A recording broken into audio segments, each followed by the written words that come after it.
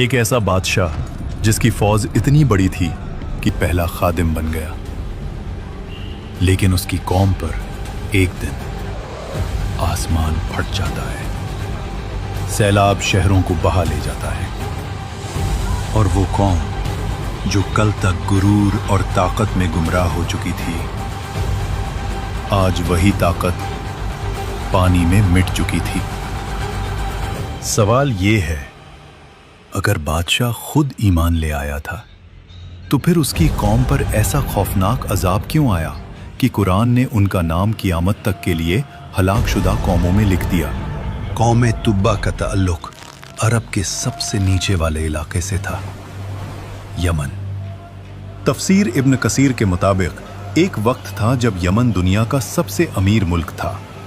सोना पहाड़ों से निकलता था, साफ पानी दरियाओं में बहता था, शहरों के गिर्द फलों से भरे हुए बाग थे।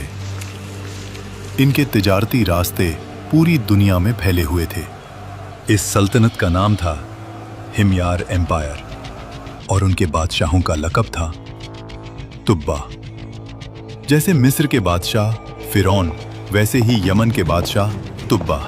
इन सब में सबसे खौफनाक, सबसे ताकतवर एक नाम उभरता है, अबू करीब असद तुब्बा अल हिमयारी।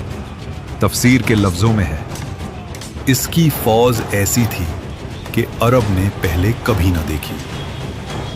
हाथी और घोड़ों का समुंदर, तीरंदाज, तलवारबाज और लश्कर इतना बड़ा कि पहला सिपाही शहर से निकलता तो आखिरी अभी शहर में ही होता। और तुब्बा का नारा था, मैं जमीन का खुदा हूं, जो मेरी हुदूद में आए या तो मेरा होगा या मट्टी का। फतेह करते करते ये लश्कर पहुंचता है अरब के एक खामोश इलाके में, यथरिब।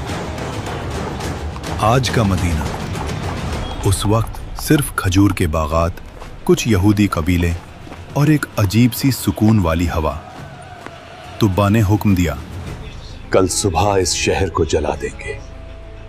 लेकिन उस रात उसके ख्वाब में एक नूरानी शख्स आता है जो कहता है, इस जमीन को छोड़ दे, यहां मेरा रसूल आने वाला है।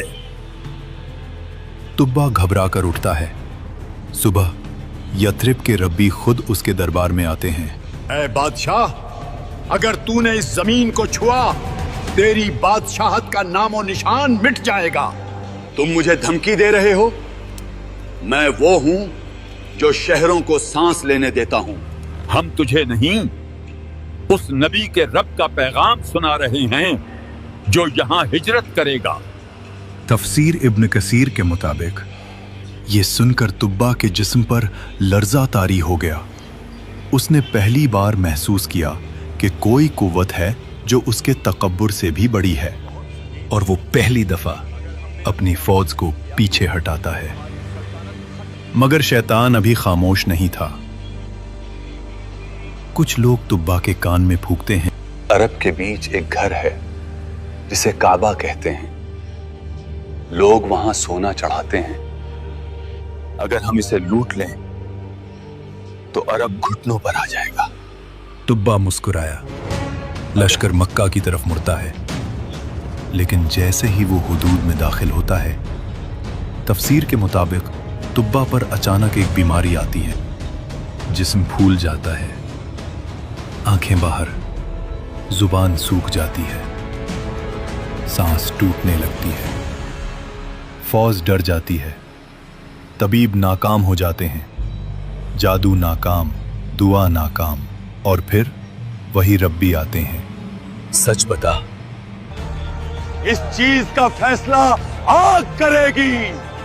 यमन में एक रिवायत थी, पहाड़ से एक आग निकलती थी, जालिम को खा जाती थी, मजलूम को छोड़ देती थी।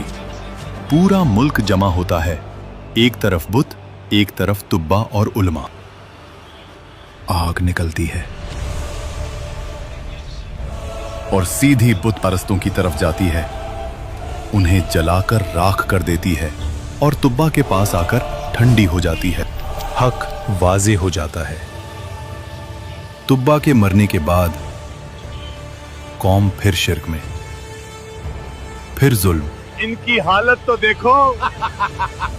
लगता है आज खाना नहीं मिलेगा। फिर गुनाह और फिर अल्लाह का फैसला। पहला अजाब खामोशी से आया। पानी कम होने लगा, बाग पीले होने लगे, जानवर गिरने लगे। ये बस मौसम है, हर साल होता है, अल्लाह का अजाब नहीं। लेकिन दिन गुजरते गए और पानी वापस नहीं आया। बादशाह ने कहा था शायद ये रब का गुस्सा हो सकता है। बादशाह कमजोर हो गया था। हम अभी ताकतवर हैं, हमें किसी रब की जरूरत नहीं। ये वो जुमला था जिसके बाद अल्लाह के अजाब का वक्त आ गया। फिर एक दिन आसमान फट गया, पहाड़ों से पानी आया, नहरों की तरह नहीं, दीवार की तरह। शहरों के शहर बह गए, महल मिट्टी बन गए। जहां सोना था वहां जिस्म, ये सब भी यमन के महलों की तरह सिर्फ रेत बन जाएगा। इस वाकया से आपने क्या सीखा, अभी कमेंट्स में बताइए और वीडियो को लाइक और चैनल को सब्सक्राइब करिए।